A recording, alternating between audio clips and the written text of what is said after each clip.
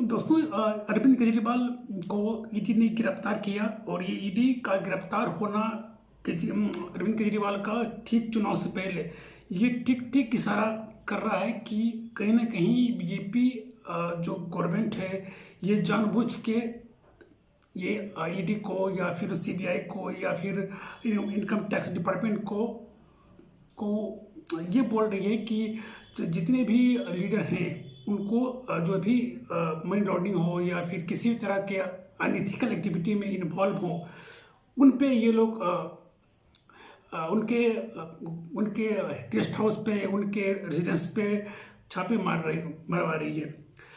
लोगों का ऐसा कहना है। लेकिन देखिए, ईडी हो गई, सीबीआई हो गई या फिर आपका इनकम टैक्स डिपार्टमेंट हो गया, ये सारे जो हैं वो इंडिपेंडेंट बॉडी हैं। ये अगर इनको लग जाएगा कि कोई भी पॉलिटिकल पार्टी हो या कोई भी ऐसा बिजनेसमैन या कोई ऐसा जो है जो कि इलीगल एक्टिविटी में इन्वॉल्व है, चाहे वो अगर वो गवर्नमेंट का टैक्स का इवेजन कर रहा है या अनइथिकल एक्टिविटी में इन्वॉल्व है, चाहे वो मनी लॉन्ड्रिंग हो या हवाला के थ्रू जो भी ट्रांजेक्शन होते हैं उसमें इन्वॉल्व है या फिर किसी तरह के क्राइम में इन्वॉल्व है, तो ये जो तीनों जो गवर्नमेंट की जो बॉडी है सेंट्रल गवर्नमेंट के, चाहे वो ईडी का, सीबीआई, इनकम टैक्स डिपार्टमेंट, ये सारे तीनों मिलके ये काम करते हैं। ये इनको किसी से पूछने की जरूरत नहीं है। अगर इनको किसी पे शक है या किसी भी बॉडी को, चाहे ईडी, सीबीआई या इनकम टैक्स को, अगर इसके पास किसी का भी अगर इनके पास सबूत है, चाहे वो एमएलए हो, चाहे वो चीफ मिनिस्टर हो किसी भी स्टेट का, उससे ये अरेस्ट कर सकती है और इंट्रोगेशन के लिए बुला सकती है अपने मुख्यालय, अपने हेडक्वार्टर में। तो ऐसा बहुत सारे लोगों का मानना है कि जो बीजेपी जो गवर्नमेंट है ये तीनों जो बॉडी का मिसयूज करती है। तो हो सकता है कि अगर उन्हें ऐसा लगता हो कि मिसयूज हो रही हो, लेकिन ऐसा अगर बात की जाए तो प्रैक्टिकल वे में ऐसा पॉसिबल नहीं है कि किसी भी इंडिपेंडेंट बॉडी का मिसयूज किया जाए।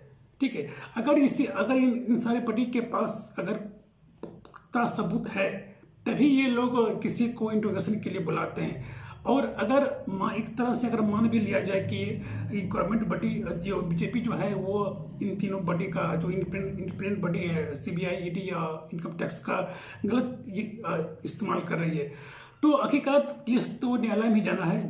जुडिशल के पास अल्टीमेट पावर है, चाहे वो हाई कोर्ट हो, सुप्रीम कोर्ट हो, वहाँ तो गवर्नमेंट का तो बीजेपी का तो बात चलेगी नहीं, है ना। तो ऐसा नहीं है कि जो बीजेपी गवर्नमेंट अपने पावर का गलत इस्तेमाल कर रही है। हाँ, ऐसे बहुत सारे लोगों का मानना है, हो सकता है कि सही भी हो। अब बात आती है कि ठीक चुनाव से पहले ही ऐसा क्यों हो रहा है। तो एक तरह का एक पहलू भी एक तरह इशारा कर रही है कि कहीं ना कहीं चुनाव से पहले अरविंद केजरीवाल का गिरफ्तार होना कहीं ना कहीं इस तरह इशारा कर रही है कि जो गवर्नमेंट है, बीजेपी जो सरकार है, ये कहीं ना कहीं नहीं चाहती है कि अरविंद केजरीवाल एक्टिव होके चुनाव प्रचार करे, क्योंकि दिल्ली में एक काफ़ी अच्छा काम किए हैं।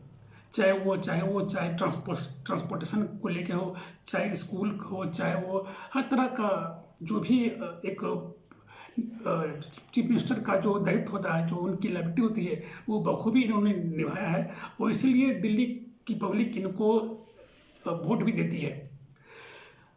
अब इन पे जो केस लग गया एक्साइज पॉलिसी का, ठीक है, तो हो सकता है कि इसमें ये इन्वॉल्व हो। ये अभी प्रूव हो ही नहीं है।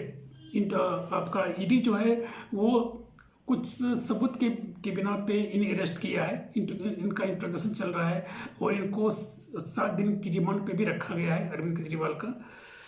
तो हो सकता है कि कुछ सबूत पे मिले या ना भी मिले, ठीक है, लेकिन तब तक के लिए अरविंद केजरीवाल को एक तरह से इनको एक वर्ड है डिस्चेज करना, यानी कि इनको क्या है कि इनके छवि को डिमोरलाइज करने की भी कोशिश हो सकती है। एक तरफ से इशारा कर सकते हैं कि हाँ, जो बीजेपी गवर्नमेंट है वो अरविंद केजरीवाल की छवि को धूमिल करने की भी कोशिश कर रही है और इन चुनाव से पहले।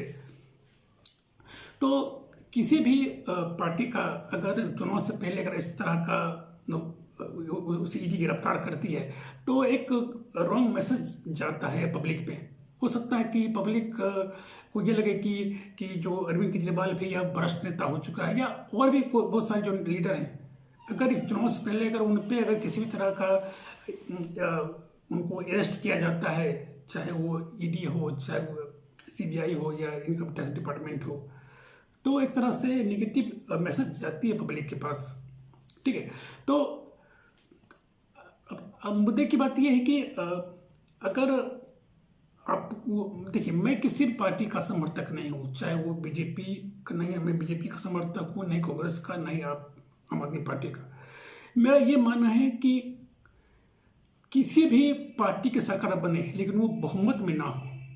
कहीं ना कहीं बीजेपी का ये मंशा है, वो पूरे भारत में एक छत्र अपना राज करना चाहती है। बीजेपी का ये मंशा है कि ये पूरे कंट्री में, कश्मीर से लेकर कन्याकुमारी तक, ये चाहती है कि पूरी इसकी सरकार हो। जिस दिन ऐसा हुआ वो दिन भारत का भविष्य खतरे में आ जाएगा।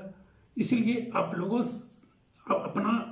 के पास अल्टीमेट पावर है, आप लोग ही वोट देते हैं और आप अपने प्रतिनिधित्व को चुनते हैं। ठीक है, तो आप जाति क्षेत्रीय पे वोट ना करके उस कैंडिडेट को वोटिंग करें जो कि वाकई में काबिल है। ठीक है, तो ऐसा नहीं कि कोई आपके कास्ट का हो, चाहे वो आपके एरिया का हो, ठीक है, तो आप उसे वोट कर देंगे। या फिर बीजेपी सनातन धर्म को प्रमोट करती है, हिंदुत्व को प्रमोट करती है, तो सारे उसी को वोट दें, तो ये एक तरह से सही नहीं रहेगा। आपको अगर लगे कि अगर बीजेपी सही नहीं कर रही है तो आप बिल्कुल उसे वोट ना दें। आपके पास बहुत सारे ऑप्शंस खुले हुए हैं, आप उन्हें वोटिंग कर सकते हैं।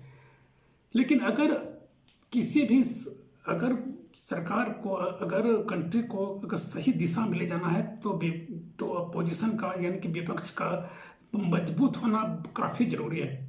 नहीं तो अगर इस बार भी बीजेपी गवर्नमेंट अगर पावर में आ गई और मेजोरिटी की सरकार उनकी बन गई, तो हो सकता है कि काफ़ी सारे बिल को वो पास करवा लें। और अगर अपोजिशन मजबूत रहेगी तो किसी भी बिल को पास करवाने के लिए उन्हें काफ़ी मेहनत करना पड़ सकता है। तो अपने आप वोटिंग का सही इस्तेमाल करें। और ये जरूर याद रखें कि अगर अपोजिशन या विपक्ष मजबूत नहीं रही तो वो देश कभी भी सही दिशा में नहीं जा सकती है। तो देश को अगर सही दिशा में ले जाना है तो अपोजिशन यानी कि विपक्ष को मजबूत होना पड़ेगा। ठीक है, और अपोजिशन जितना मजबूत होगी तो डिसीजन लेने में उतना सही रहेगा। तो यही आपको मैसेज देना था। थैंक यू, धन्यवाद।